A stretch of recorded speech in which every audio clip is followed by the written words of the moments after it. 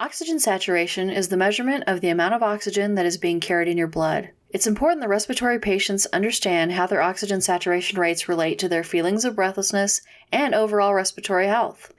Some patients have noticed that they feel short of breath even when their saturation levels are in the 90th percentile. Others noted that their saturation levels have dropped down into the 80s, but they don't feel short of breath.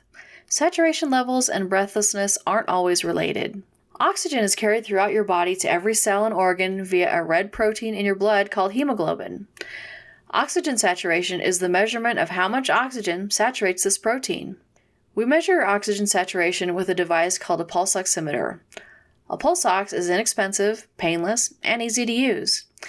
It uses a red light that shines through your finger. The amount of oxygen in the blood changes the light absorption.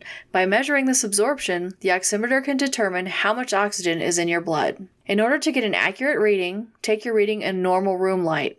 If you're outside in bright sunshine, stray light can affect your reading. Ladies should refrain from painting their nails as that changes the color and saturation of the light. Most people with healthy lungs have oxygen saturation in the upper 90s. Anything above 90 is considered normal, but your doctor will let you know what your normal level is and at what level you should seek treatment. If you regularly have saturation levels of 88 or lower, your doctor will likely prescribe supplemental oxygen. Pulse oximetry is often used because it's easy for the patient to do and it's fairly accurate, but it's only one part of the picture of how well your respiratory system is functioning. Your respiratory system is like a factory assembly line. Your heart is the engine that makes the assembly line move. The blood cells with hemoglobin are boxes. Oxygen is the product that goes into those boxes. So your heart and circulatory system keep the production line full of boxes moving right along. But sometimes the boxes aren't getting filled up properly because you might have problems getting oxygen in because of lung issues. If this is the case, then the saturation levels are low. Sometimes the boxes are full, so your saturation levels are where they should be, but for some reason the engine, or heart, isn't moving the boxes through properly. This could be because of a heart condition such as congestive heart failure.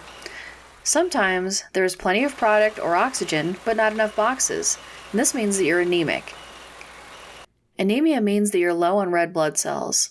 Studies have shown that anemia is common with those who have COPD or other inflammatory-related conditions. Basically, a pulse oximeter can tell you how full your boxes are, but it won't tell you how many boxes you have, or if they're moving along normally. And this is why readings aren't always a good indicator of breathlessness and why you shouldn't solely depend on pulse ox readings.